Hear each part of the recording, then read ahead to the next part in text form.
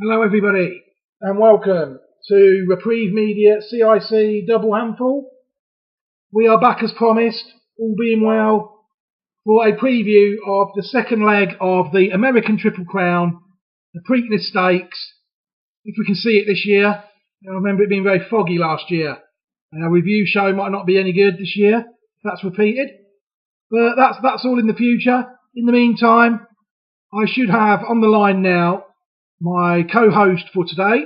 My name is Paul Newman, and on the line we should have Monica McCarthy. Monica, are you there? I'm here, and good afternoon, Paul, and to everyone else out there. It's a beautiful day. Fantastic. Before we get started, I think it's important that we give people a chance to really listen to what we witnessed a few weeks ago. We thought it would be a spectacular race. We said that literally anything could happen in it, but I don't even think we expected what happened, did we? No, we did not. So without further ado, let's crack on with the 145th run-in of the Kentucky Derby.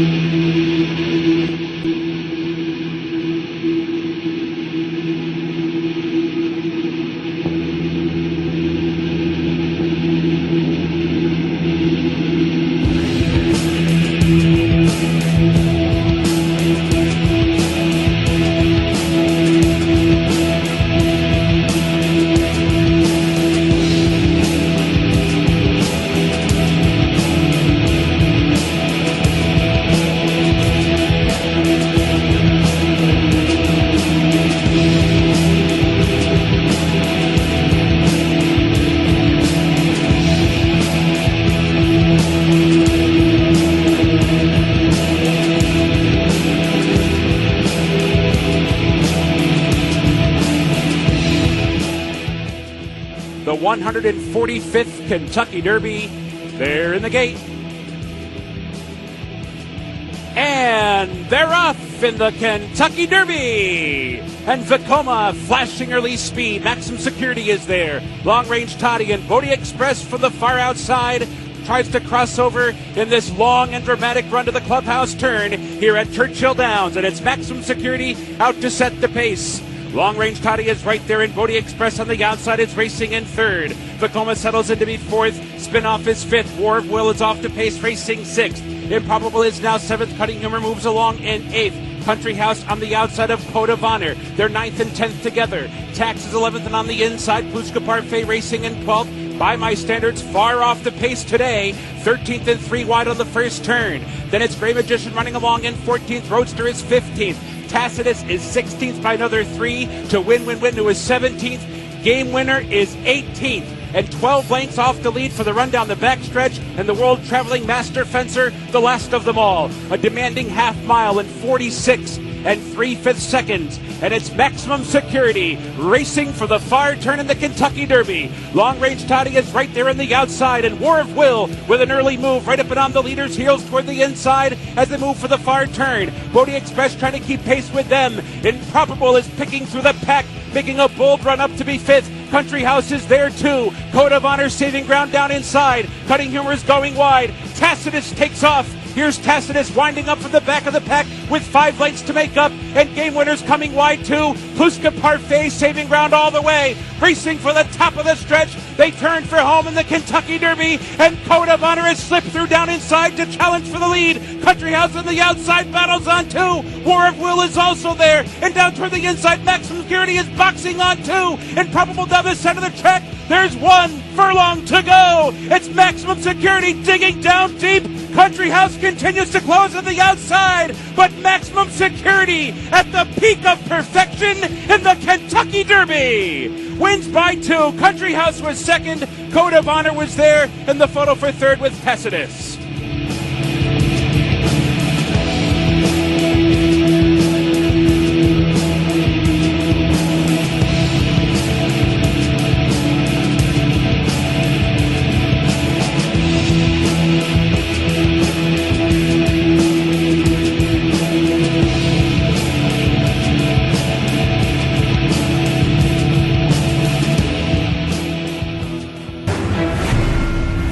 All right, well, we have some breaking news. In a post-2016 world, no race can apparently go unquestioned. The winner of today's Kentucky Derby, Maximum Security, has just been disqualified because of horse interference. He apparently veered into the path of another horse. This has never happened before. The new Kentucky Derby winner is Country House.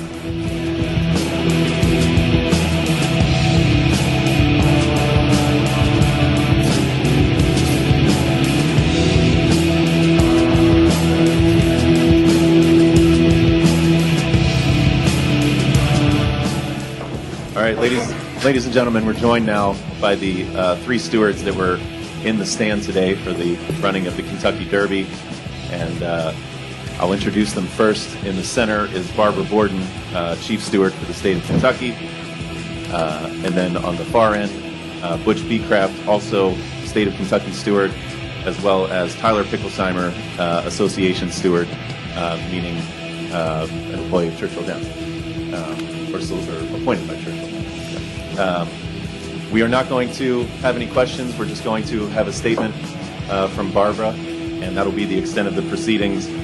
So, Barbara, if you would, the floor is yours. Hello, good evening. The riders of the 18 and 20 horses in the Kentucky Derby lodged objections against the 7-horse, the winner, due to interference, turning for home, leaving the quarter pole. We had a lengthy review of the race. We interviewed affected riders.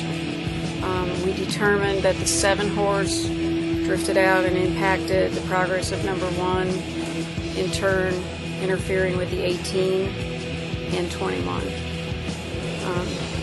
Those horses were all affected, we thought, by the interference. Therefore, we unanimously determined to disqualify number 7 and place him behind 18. 18 being the lowest placed horse that he bothered, which is our typical procedure. All right, Barbara, thank you for coming down. Butch and Tyler, thank you for coming to meet with us. Thank you very If much. anybody needs the spelling on those names, you can come up and visit with me, and I can get you the correct spellings.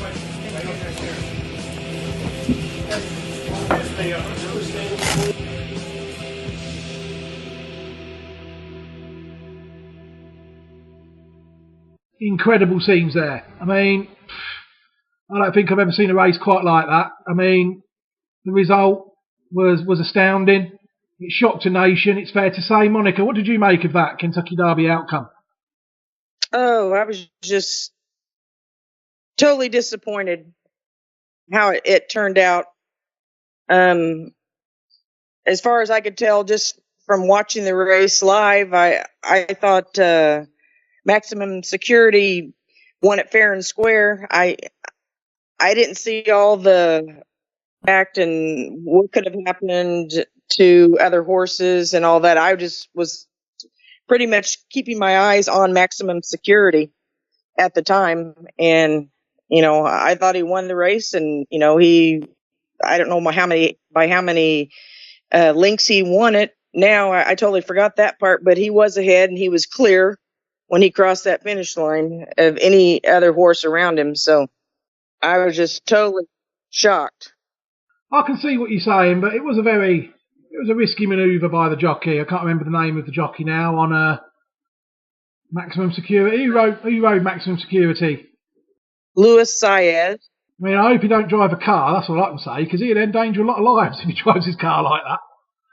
That was a pretty dangerous move he made there, but in certain countries they accept racing like that, and I thought really, because it was strange that they kicked him out, because no horses really that figured in the finish were affected by what he did. That was the only reason that I think that they might feel themselves quite hard done by, because like you said, the horse had a bit in hand at the line, and nobody can say he impeded the second home, country house, can they? Nobody can say that. No, not at all. So why do you think he was kicked out of the race then? I mean, do you think he was unlucky? What do you think? I think he was kicked out because the jockey broke the rule that you can't make that move like he did with that horse. There's so much talk about why the horse moved to a different lane. The owners of Maximum Security are saying that that War Will made contact with Maximum Security, so that spooked the horse, so he moved over. Jason Service, Maximum Security's trainer, was saying that he could see, this was right after the race, he was quoted as saying that because something scared him, perhaps, that he drifted out a little bit there at the end of the race. And Jason Service felt really bad for the owners, Gary and Mary West, because it was a tough loss, to be disqualified and finishing 17th out of 18 horses, technically, because 2 were already scratched. So Jason Service said he thought that something was disturbing the horse, causing him to move over like that. I mean, all that's possible, of course. I mean, there's 100,000 people there, or how many other 100,000s of people there were, though? I don't know about that. But one thing for certain, he was a decisive, apart, if you take that risky manoeuvre out of the race, Maximum Security was a decisive winner of the race, I thought. So I hope really the jockey will make a bit, he's just got to be smoother than that, the jockey. He's got to, I don't know, I don't know nothing about this jockey. I don't know how experienced the man is, or whether he's rode many Grade 1 winners out there. He just needs to ease it over a bit. He can't just thrash it over like that. He needs to have a look round and ease it over. Plenty of time in a race. But yeah, I can see why they kicked it out, and it's what it is. So Country House, who we were both strong on in our preview, I can't believe it went off at 65 to 1. What an incredible price for a horse that well bred. And it was awarded the race, and it was the winner. And I woke up, I couldn't believe the result when I saw it. I did laugh. But it's an incredible result, really, for us. I mean, we couldn't have done any better in that race. It just goes to show that congratulations to everybody concerned, really, because that was an interesting race to watch, wasn't it? Irrespective of the trouble at the end. Yes. Just getting back briefly to the jockey Luis Saez, I didn't quite understand why the stewards and the Kentucky Racing Commission took so long to fine him. They gave him a 15-day suspension. I think that was a little bit too much. Just on my personal opinion, I think they overcorrected. We're trying to overcorrect something. But this infraction that happened with Maximum Security happens a lot. And it happens in every type of race, from, claimers to allowance races to Grade 1 races, at all tracks all across the country. So it's not an unknown for these horsemen. They know not to do that. So I just thought maybe 15-day suspension seemed a little bit harsh, but it is what it is, like you said. Country House, yeah. Who knew? I know Country House's running style is a closer. We did, Monica. We did. We knew because we both said it had won well. It wasn't. Once you looked at these horses and looked at them properly, it was obvious it was going to run a good race. I cannot believe that price of that horse. It's astounding. But fair play to it. It was probably the luckiest winner of a Grade 1 we'll see this season anywhere in the world. But let's hope now that he backs it up with some solid, consistent performances at the grade, and then people won't say it's a fluke. That's all I hope from the horse. I hope they don't retire it on the back of that, because there'll be a lot of questions asked then. But hopefully we'll see a bit more of the horse, and we'll see how good he is, because would he have beaten Maximum Security? Of course he wouldn't. but like you said, Monica touched on the point there. You know, other jockeys, like we touched on the higher regarded jockeys in America, jockeys like Mike Smith. We've touched on and geezer who rode the Queen's horse the other week. We touched on Javier Castellano. Monica, they would not have made that move on that horse at that time, would they? They wouldn't have done it because they knew. They'd have known they'd have got kicked out. And I think really, the more I look at it, I think it was fair to remove the horse, like you say, 17th out of 18th. I think it was fair. I don't think any other jockeys like that would have made that move at that time, and such a drastic move like that. Correct. I don't see him back up on maximum security anytime soon. That Luis Saez. I don't see that. I mean, time will tell about that. I mean, like I said to you off air, if he'd have done a move like that in certain countries, France, I'm going to say France, they'd have all stopped riding. They'd have all just snatched their horses up and gone, what's going on here? You know, it was an incredible move, and I thought the ones back in behind took it quite well. Obviously, so you can tell by looking at the jockeys that some of them weren't happy about it. I mean, before we move on to previewing the Preakness, we'll just touch on a few really in the race. I thought Tacitus ran a good solid race, Monica. Sure, a good solid race. Let's see, War of Will. You know, he had way too much traffic, and at post number 1 in a field of 20 horses, that's not a very good place to start. Like I said with him from the Derby, I said if he can get a clean break and he can get a good position, he would do okay. But you know, he kind of got mixed up in traffic, and you know, you'll have that when those first 7 posts in the Kentucky Derby, you got to break fast and get going and be gone and have a good position. And I think he kind of had that trouble with being in traffic. Now I don't see that happening so much this go around. He's drawn the same post again. So I think with less. Yeah, I noticed that. I noticed they'd drawn him stall 1 again. I was about to say to you, they can't rip him off with the draw forever. That horse is a good horse, and eventually he will prove it. He's a well-bred horse, beautifully bred horse. I thought he ran all right in the race. I could not fault his performance one bit in the race.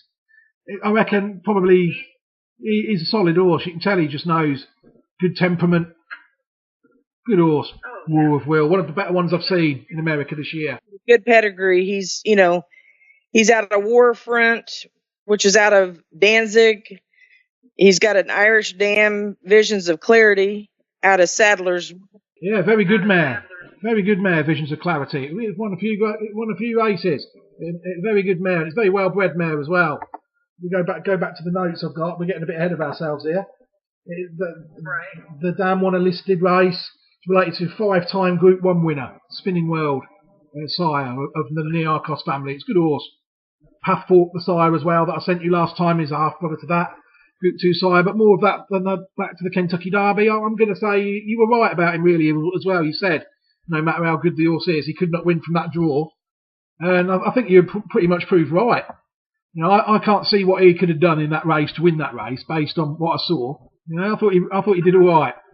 One I think I did surprise a few on. I think I wasn't surprised at all because I'd seen a lot of racing in Japan. Is that Fencing Master? I mean, that ran. I think if people listen back to what I said about that horse, they'll see that I was 100% correct about that. Ran an absolutely cracking race. On Master Fencer? Yeah, I was not Fencing Master. Master Fencer, yeah, the Japanese horse. Ran an absolute storming race. Running on through the beaten horses, just like I said. I mean, I've seen pictures of him on social media as well. He's still out there as well in Kentucky. Is he going to stay out there and race a few more times in America, Monica? Do you know? Good. That's great. I'll be interested in seeing him race again. You know, you might as well, if you could come that far from Japan over to the United States, you might as well, take in some more purse money. What the heck? Yeah. I mean, I'm sure the way he was staying on nicely. I don't know what Japanese is for Belmont Stakes, but I'm pretty sure they'll be looking for it. Mile and a half, so it looks right up his street, didn't it? You know, staying on beautifully at the end, and he weren't asked as well. He was just travelling nicely into the race. You know, just ran out of road. I reckon he'd have been in the first 3 or 4 in another 2 furlongs, easily. But any others that you think are worth a mention in that race, either positive or negative?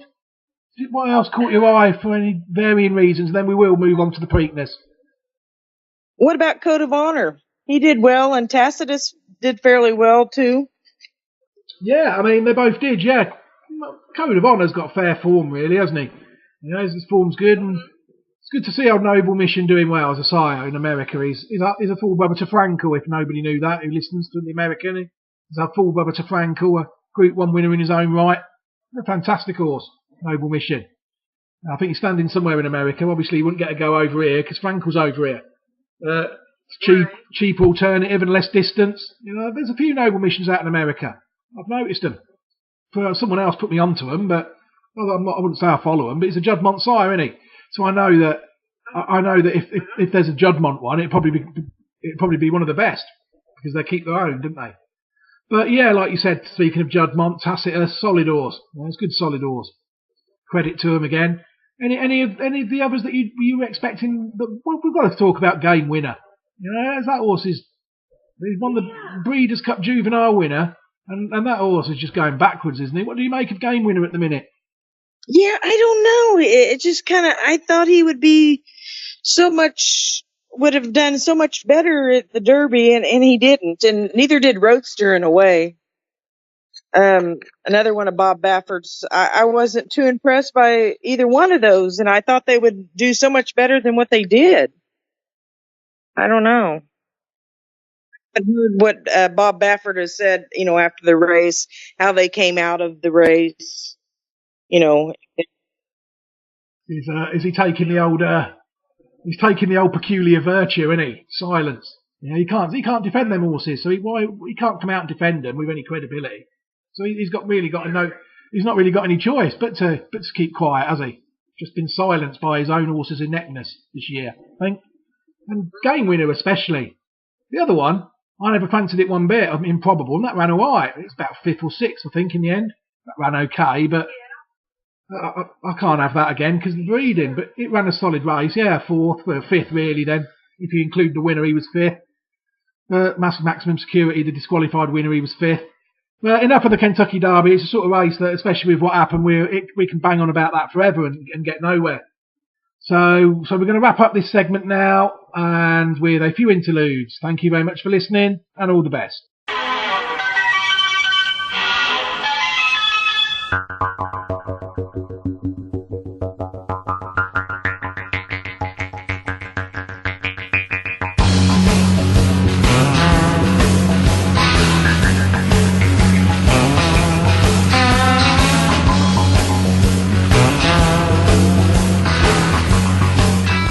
Do you like what you're listening to on Reprieve Media CIC? If you do, there are plenty of ways that you can support us as we continue. You can donate to the Reprieve Media CIC PayPal account. To do that, please head to our website, where you will see a donate tab on the side of the site.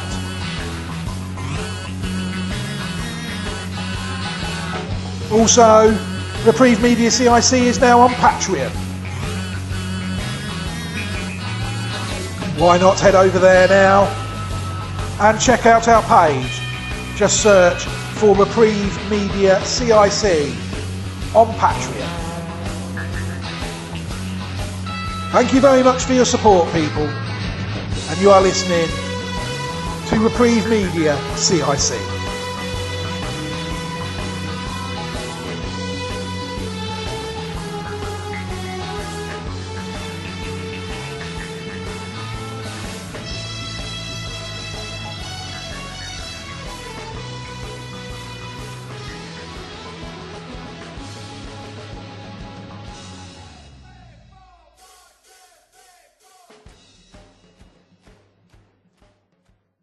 If you see somebody showing any of the signs of a stroke, you don't have to think about it, you just dial 999.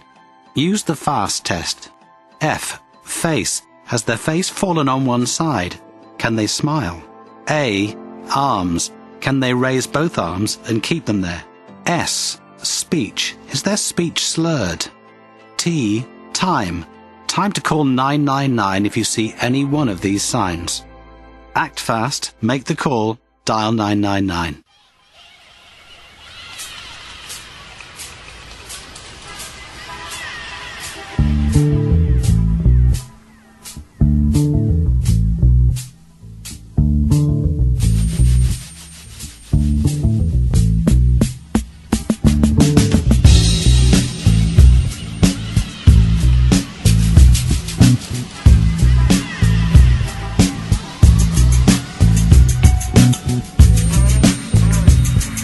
Another thing we are looking to do now is Double Handful, the horse racing podcast. You've obviously heard some of the audio. The articles are going quite well, but it's really just myself at the moment. So I am looking for a lot more help with the Double Handful side. We are always looking for other people to get involved with the Double Handful project. Really, we're looking at the moment for maybe article writers, or co-hosts even.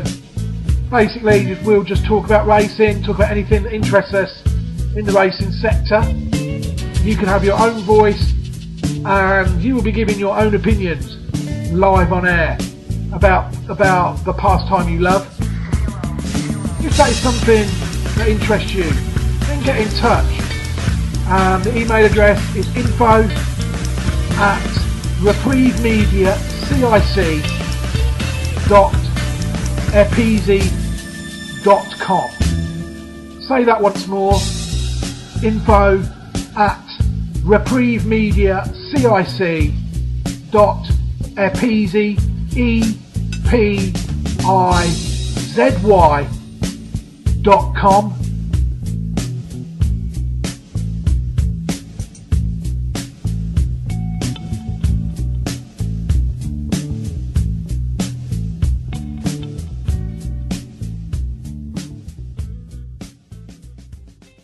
Hello everybody and welcome back to the Reprieve Media CIC Double Handful preview of the Preakness Stakes, a race that I'm not too familiar about. This is only really the second or third year that I've actually looked at the race.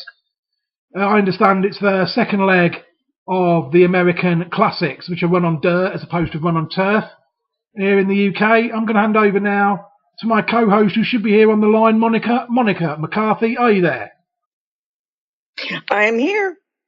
Superb. Monica, can you just fill the listeners in about the race quickly and tell everybody, give a bit of background on the race? Because to be honest, I don't know anything about this venue or track. Sure.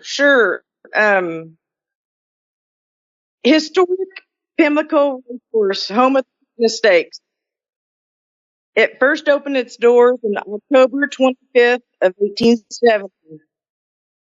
Making it the second oldest racetrack in the nation behind Saratoga, which debuted in 1864 in upstate New York. So, Pimlico Racecourse is the Preakness Stakes, which is the second jewel of the Triple Crown dirt racing in America. I believe this year it's going to be the 144th run of Preakness Stakes. How far is it, Monica? How far is the distance? 1 mile and 3/16. 1 mile, 1.5 furlongs, yeah? To us UK people. Okay, understood. So, I never knew that. It's a fairly old track then, Pimlico, and a very historic race, yes? Yes. One of the oldest in the country, I think, isn't it? Just behind Saratoga. So, we're gonna try and do what we did last year. Last race, sorry. It seemed like last year, but it was only a week ago. We're going to run through the runners 1 to 12. We're just going to give our views on them quickly, Monica. Are you happy to do that? And then we'll just give some selections at the end. Is that okay with you? That's fine with me. 1 through 13. 13 even. I keep thinking there's 12 in the race, but there is 13. You are correct. So it'll be a short piece on the first one, really. I think because he actually ran in the Kentucky Derby, so we've talked about him already. War of Will. I stand by everything I said about the horse. He's got a massive chance in this race, Monica. Yes, I think he's got a good chance in the race. his morning line is 4-1. I think as long as he runs well, I think he can do it this time. Like you had mentioned before, he's got good form. I can't really say anything wrong about him. No, I mean, he deserves to win a race like this, I think, as well. So we'll move on now to a couple of new horses that are new to me. Number 2.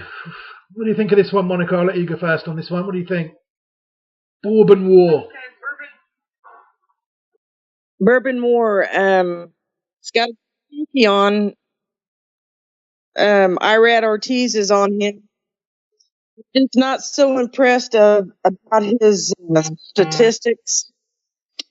He was he's going off at 12-1 morning line. But he hasn't raced in 49 days, which really I'm not really concerned about that. But he in the Florida Derby he ran. He was beat by Maximum Security, Bodie Express, and Code of Honor. He placed second in Fountain View Stakes behind Code of Honor. So I'm not super sure of him at all. I'm just kind of impressed. I'm going to have to toss him. Yeah, he's actually not a badly bred horse. He's at the dam won a grade 1 and grade 2. But the half sister to a listed place horse as well, called Saharan, I found, that raced about 40 odd times. I think that one did, though. It didn't manage to win a listed race. And have a double listed place down. But yeah, like you said, I looked at the horse's form, and I think he's got quite a bit to find with some of these. So I'm of the same view. He's probably a good, honest horse, but whether he's quite up to this class is, I don't know, whether he is or not. Yes. Right, number 3, a Florida bred horse. You don't get many of them. Well, you do get a few of them, but not as many as Kentucky horses. Warrior's Charge, Monica. Have you got any views on that one? Warrior's Charge. He's morning line is at 12-1. Brad Cox is the highest buyer speed has been 99. I think he actually kind of moves up in class here. He's going to have to show a really good effort to do well in this race. It showed that he had a really sharp workout on May 11th. He did 5 furlongs at a minute. But I think he's really going to have to step up to do well in this race. Yeah, I can't have the horse. I mean, the dam was placed in 1 listed race. And the second dam never won a race in 8 races. It's just not the sort of horse I look at.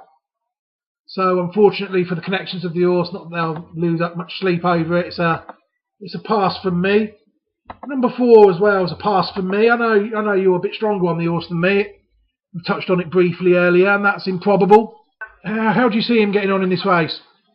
It looks like Mike Smith is back on him this time in the Preakness. He placed 4th in the Kentucky Derby,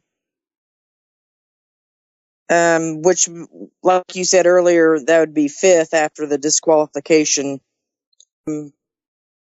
He couldn't, Omaha Beach, you remember that horse just totally nosed him out in the grade 2. So Improbable ran 2nd in the Rebel Stakes and behind Long Range Tommy. But Beach nosed him out in the Arkansas Derby. He's had buyer speeds of 95 in the Derby, grade 1. He had a 98 in the Derby. And in December of 2018, he had a buyer speed at Los Alamitos in a grade 1 race of 100. But he kind of failed as the favorite in his last race in the Kentucky Derby because he did not win. So I'm not too high on this go around. No, I mean, I couldn't really disagree with anything you said there. On to number 5, a horse that, again, I can't see how it's good enough to be in the race, but it is Owendale. I mean, I can't really say much about it. The dam is unraced, and the second dam was Group 3 placed in listed winning. There's not really much that I found that was thought it belonged in the race. Monica, I mean, do you give it much of a chance? He's going off at 10-1 morning line. He has Florent Giraud on him with another Brad Cox horse entry. The dam's sire is Bernardini. I like Bernardini bred horses. It looks like he won the Lexington Stakes, which was only a G3, and he was beat out by War of Will at the Risen Star, which was a G2.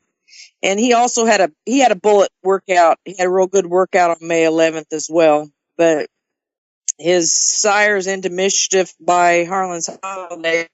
Good breeding, but better than winning a G3 in Lexington to win this race. He's going to have to step up.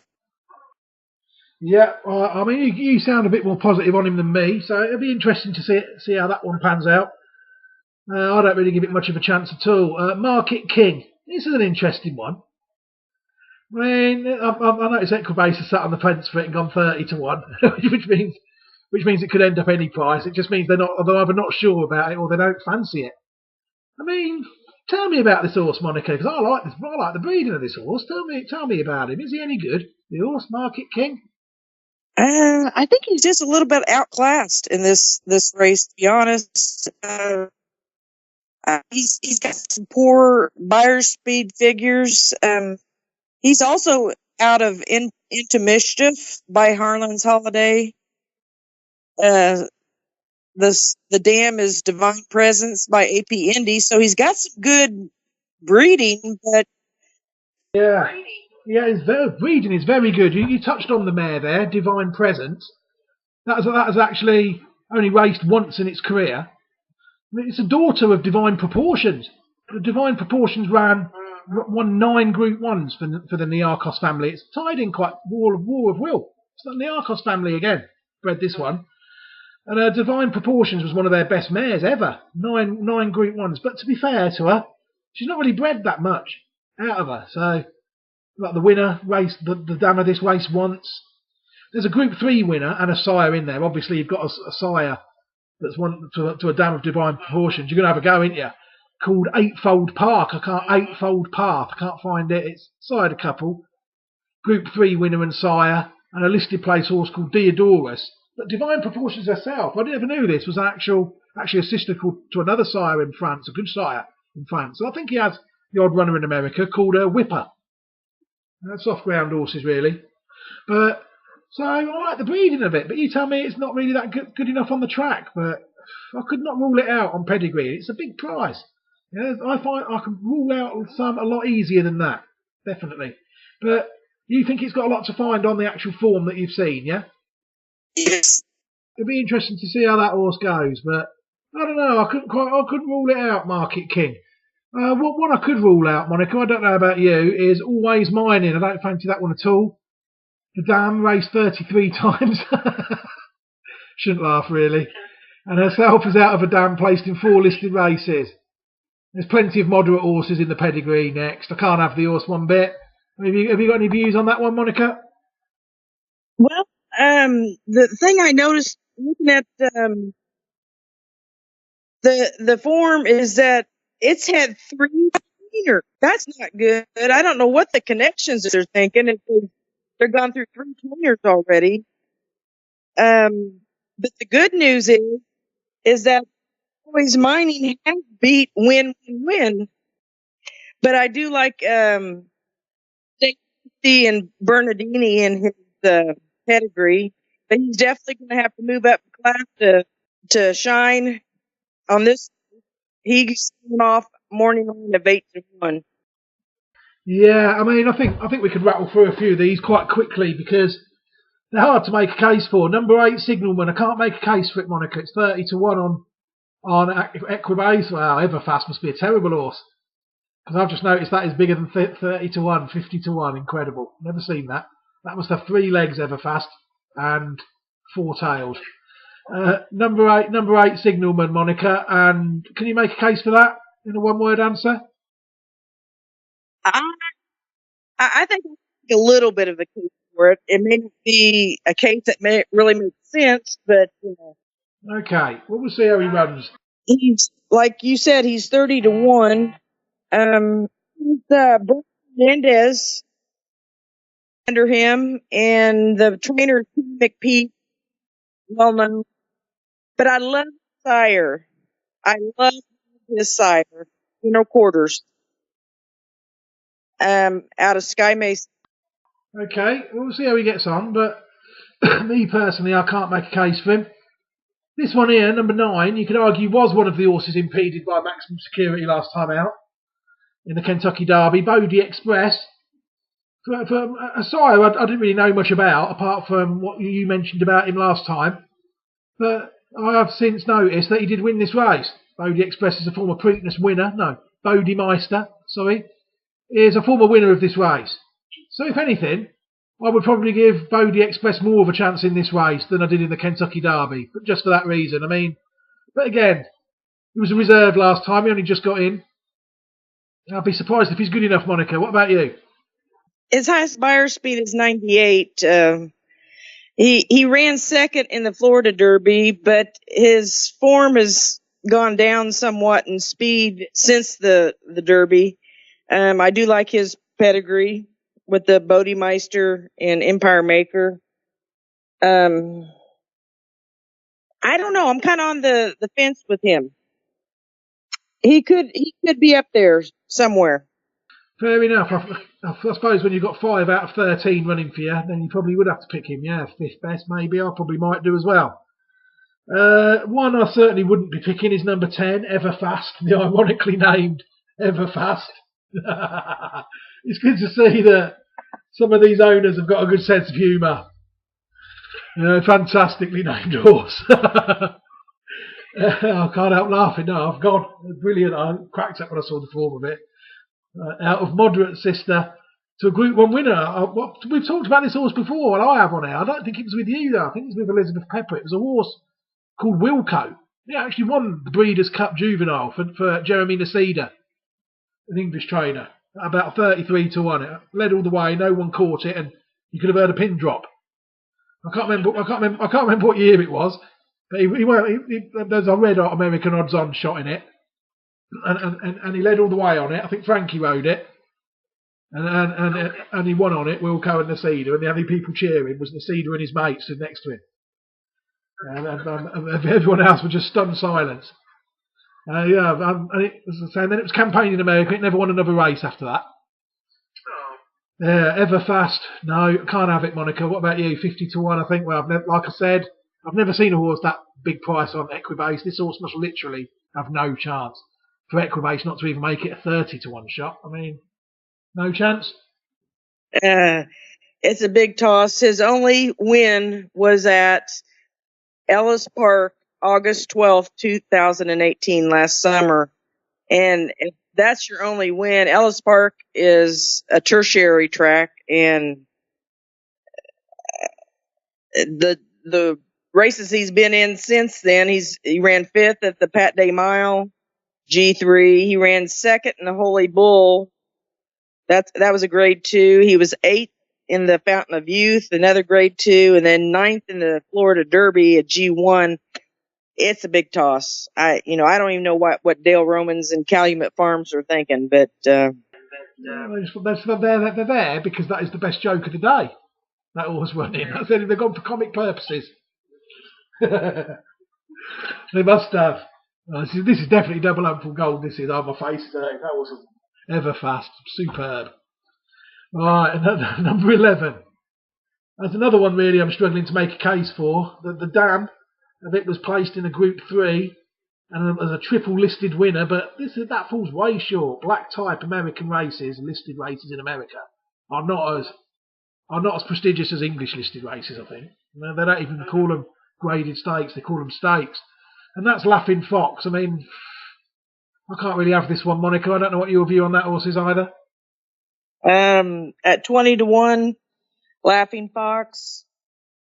He's got to step up, a big step up in class here because he did beat Market King in a previous race. His best buyer speed rating of a 96 is below the average winning speed for this race. So I don't think he's got any chance at all, really. I mean, I have to agree with you. I mean, yep, they're entitled to run their horses where they like, these people. This one you touched on last time. I don't think it was you necessarily was giving it as a selection. You just mentioned that people should be aware of it because it had won a race to qualify for the race and was therefore a guaranteed runner. I mean, I can make a case for this one. I can make a good case for this one. I think I will do once I've heard your views on how it's been running. Here's Another Twist of Fate. What do you make of this one, Monica? Like I said, I mentioned him previously in our previous recording. He won a free entry into the Preakness. He won at Golden Gate Fields, the El Camino Derby win. So that gave him a free entry into the Preakness. He's running buyer speeds the last 4 races no lower than a 97. He's had a 99, 99, 98, 97. So I'm impressed with that. But he failed as a favorite in the G3 Lexington. He placed second under Owendale. And he also placed second in the Sunland Derby, which was out in New Mexico. It was a grade 3. Cutting Humor that was in the Derby beat him at the Sunland Derby. But I kind of like him. He's kind of scrappy. I don't know what. Another Twist of Fate. He's got Jose Ortiz on him, so he's got a good jockey. But we'll see how he does on this race. The field is rather, 13 entries, so it can't get too crazy. So he may be in the money, somewhere in the money. I think he's got a better chance than most of these on this, to be honest. I fancy the horse. I can make a good case for it. It's Juddmonte horse. I don't know. I know they don't own it now, but it's definitely Juddmonte bred somewhere along the line. It's out of a moderate half sister to a dual Group 1 winner. I do vaguely remember it. Andre Farb trained it, called Nebraska Tornado. I remember it winning a race. It weren't fancied at all. It come up the rail and just got up. A Group 2 winner, Burning Sun, which I don't remember at all. And obviously I do remember the Group 3 winning mare called Mirabilis, because she is in fact the dam of the horse that won at Royal Ascot last year in England, called Monarch's Glen by Frankel, which is a funny horse. It likes the same way in front, but it seems a lot more calmer than what it used to. But it's a good horse, a good well-bred horse, this, Another Twist of Fate, without any shadow of a doubt. The second dam is Juddmonte horse. It started like a lot of the Juddmonte horses, the American. They all seem to have gone to America from France. A lot of them seem to have done that. And this is another one that did it. It won the Prix du Bois, which is a sort of an intermediate French trial, Group 3, and then it went to America and won a Group 2 called Media Knox. Don't know anything about the horse, Juddmonte, and it's bred a few. There's black type form in the pedigree there, but not as much as some of these Juddmonte horses. I've sent you in the past where they've had about 9 or 10 black type horses, and all of them. I mean, it's not a guarantee, this one. It's not fantastic we're talking ultimate geniuses of breeding. Do you know what I mean? By their standards, this is an average horse. Very well bred horse, I mean, you'd prefer the actual dam, to be better on the track than what she was. Because she was very low down, very moderate herself on the track. But I'm not saying it doesn't matter, because it doesn't sometimes. I've seen dams that are very poor, and if the breeding's there, they race them 3 or 4 times, they don't win, and then they just retire them. But I think this one was very moderate in France. It might have even been in America. I can't remember. No, it was definitely in France. Definitely, Andre Farb had it. So, but it's bred to be half decent on occasion. This family, So, like you said, it's won a group. What did it win? The El Camino Derby is a grade what? Grade 3? It might be a grade 2. I'm not 100% sure, but it's not a grade 1. It's got a bit to find on the form, like you said, but it's when you were saying it's a tough, battly, scrappy horse. Some judgment horses can be like that. Now, that's why they breed them, because they're tough. It's not just Coolmore that produce tough horses. They call their horses Giant's Causeway, the Iron Horse, or something. Yeah, of course, Giant's Causeway is a good horse, but Judge might have had some tough horses as well. You look at horses, Rail Link and horses like that, and like you say, they battle sometimes. And I could probably have that in the first 3 of this race all day long. Another Twist of Fate, definitely. Okay, the El Camino Derby is really not graded. Or is it just like a black type race? Is it just one of them conditions races sort of thing, a win and you're in race sort of thing, yeah? Yeah, exactly. That's exactly what it is. So really then it's got a hell of a lot to find with some of these proven Group 1 horses then, Monica, like War of Will and Improbable, really. Say he was fifth, that's the sort of field we're looking at here, isn't it? Yeah. Win then. Let's go on to him. Another one that ran in the Kentucky Derby. Can't have it again, Admirable, really, or I don't know what it is, but they come back for more, like a punch-drunk boxer.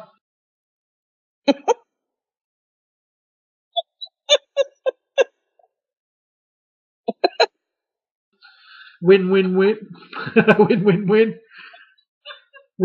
back for more. Punishment. I mean, what sort of chance do you give this horse, Monica? Well, he has a really poor graded stakes record. He placed 9th in the Derby, but I don't see his speed is not good. I just can't come up with to make him sound good. Another one there for comedy purposes. You've got Everfast, who's always slow.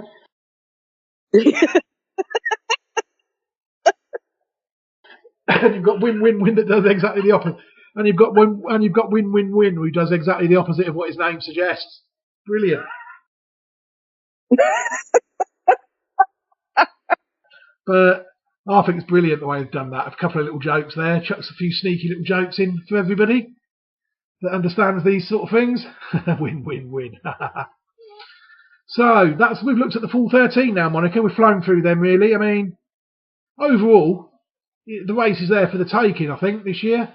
Second leg of the Triple Crown. It reminds me of Elizabeth Pepper. She don't do much radio these days, but she did say, I remember her saying that this race really, people do lose interest in it. If under certain circumstances, if she ever listens to this show, she's been proved right this year. Fair play to her for that. She's been spot on with that. This race has totally fallen apart. I think you've got none of the first 4, if you count the 4th past the post as the 3rd in the Kentucky Derby, have even bothered turning up here. So that goes to show that this race is, I don't know what's up with it. But it's there to be won. So we're going to be back shortly with a couple of selections. Thank you very much for listening and all the best.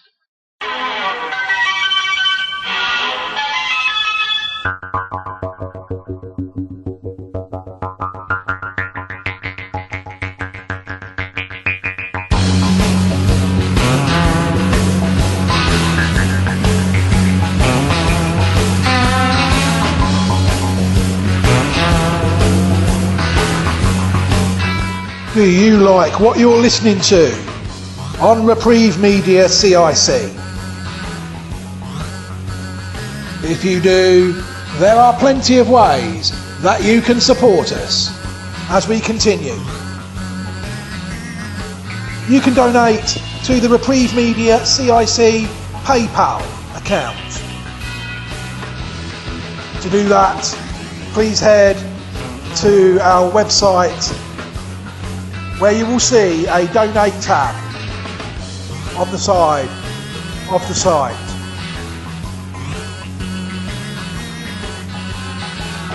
Also, Reprieve Media CIC is now on Patreon. Why not head over there now and check out our page. Just search for Reprieve Media CIC on Patreon. Thank you very much for your support, people. And you are listening to Reprieve Media CIC.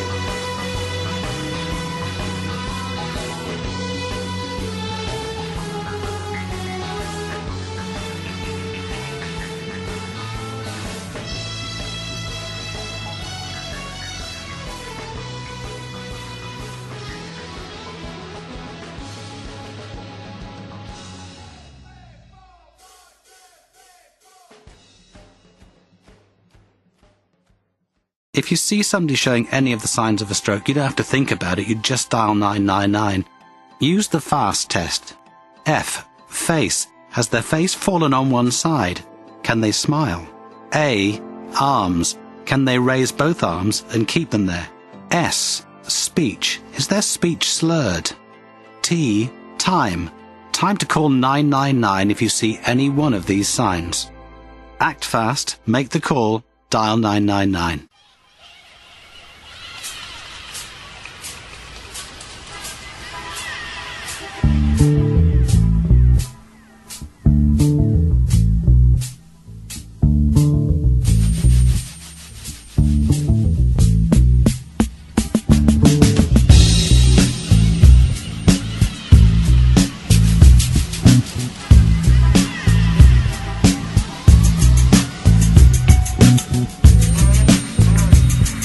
Another thing we are looking to do now is Double Handful, the horse racing podcast.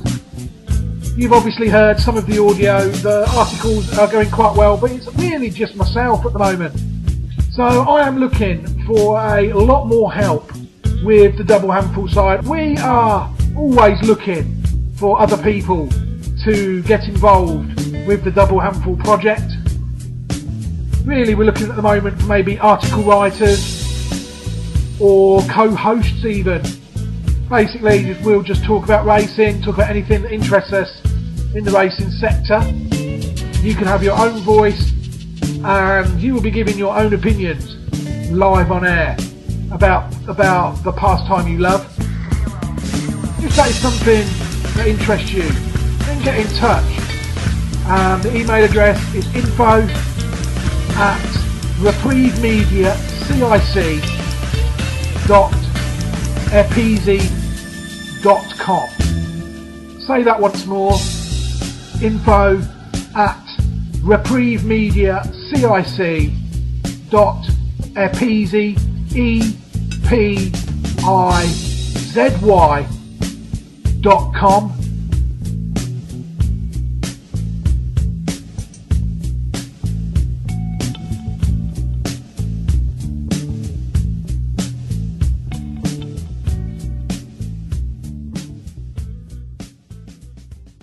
Hello and welcome back to the final part of the Double Handful 2019 preview of the Preakness Stakes. Has this programme justified the effort? Has the quality of the race justified the effort of this programme? Only time will tell. But we don't know what's going to turn up on the day. We promised to do it and we've made an effort to do it. Joining us now is our co-host. No pressure here. She only picked the first three home in the Kentucky Derby. So pressure is on her now, and she knows it as well. She's been quiet all week. She's been studiously looking. She might have necessarily have them in the right order last time, but she did name all three, the first three past the post in her 5 selections. So Monica McCarthy, are you there? Firstly, Yes, I'm here. fantastic. So we've touched on it earlier. Not really the strongest race. So, are you happy to reduce the number of selections this week from, say, 5 to 3? Would that be okay with you? That would be just grand. Okay. So, would you like me to go first this time, or are you more than happy to go first? Your choice. You go first. Okay, fair enough. I mean, for me, I can't really get excited about this race because I was hoping that some of the Kentucky Derby runners that were the principals would come for this race, and it's just not happened. I can't rule War of Will out. War of Will definitely have to be one of my horses. I was encouraged when Monica said the draw wasn't as important in this race. That was the only reason I didn't pick him last time, really, because she put me off the horse, and she was right to do so. She's not managed to put me off the horse this week. So War of Will for me, wouldn't be surprised if he won quite easily, to be honest. It's a well-bred horse. And I've seen him win races quite easily in the past. There was a Kentucky Derby trial that I saw him win. He just led from start to finish, easy. Can't remember what the race was. But another one I'd have to chuck in is the Evan Niarchos one there. Was it called? Can't remember it now. It was a bit of an outsider. Probably won't do anything. The one that's out of the Sister of Divine Proportions, called Market King. I'll chuck that one in there. And then really I'd have to go for another Twist of Fate. Again, not very original, but a lot of them, these horses, I just don't put them anywhere near the horses I've seen in the past, so I can't really consider them on pedigree. I'm just looking through them now to see if there's one I could have left out that I've put in. No, there isn't. So they would be my 3 tentative selections: War of Will, another Twist of Fate, and the extreme outside selection, just because I like Divine Proportions, is Market King. So, Monica, I know it's tricky. Over to you. Okay.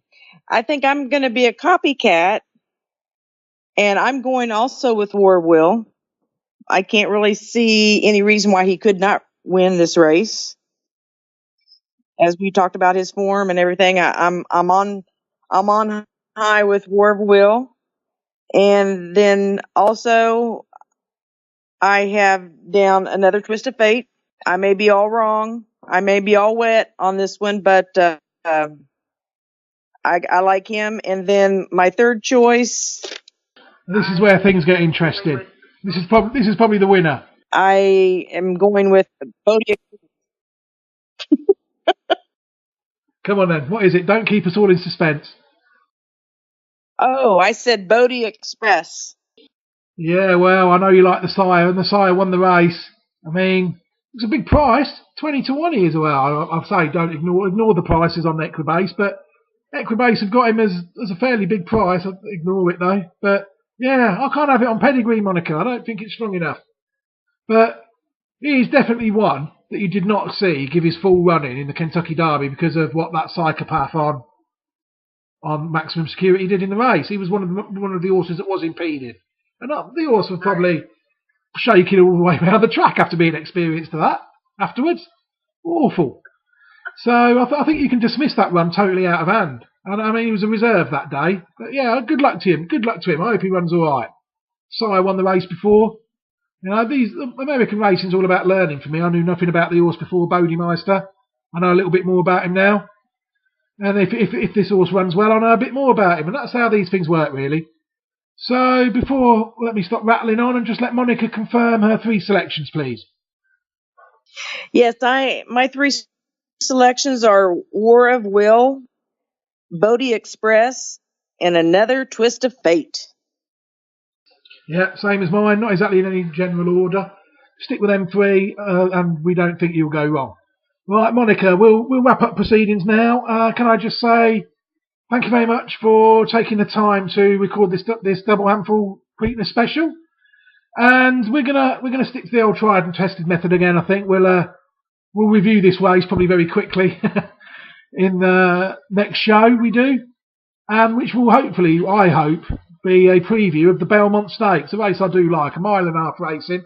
No disrespect to the racing trips, other trips, proper racing really, 1.5 miles. Always said it.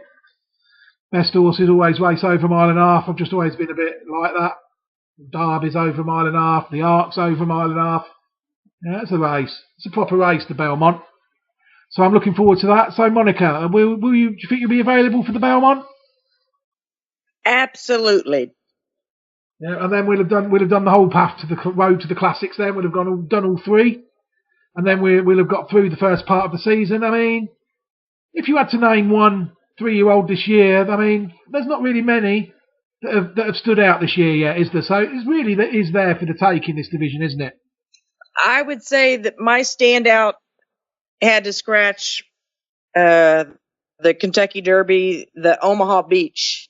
I mean, that's one I don't know much about. Very well bred horse. So yeah, we'll wait and see what he can do. So without further ado, Monica, I know you've been busy. May I just say thank you very much for taking the time to do this race. And take care, Monica, and we'll speak to you soon. Thank you very much for having me today. It's been a pleasure once again to pick and choose who the favorites are in our choices today, and may everybody's bets be good ones out there. No problem, Monica. It's been an absolute pleasure having you again, and we'll be hitting the road to New York is it 3 weeks this time, or is it a month, Monica? I can't remember now when the Belmont is exactly. It'll be 3 weeks. 3 weeks' time, so we're not hanging about. We'll speak to you in a few days after this. Good luck to everybody. Good luck to everybody's connections and horses. Hope you'll come back safe and sound as well. And all the best, everybody. And Monica McCarthy will have the final word and say goodbye to all the listeners. Over to you, Monica. Goodbye, everyone, and I hope you enjoyed our show today. Thank you.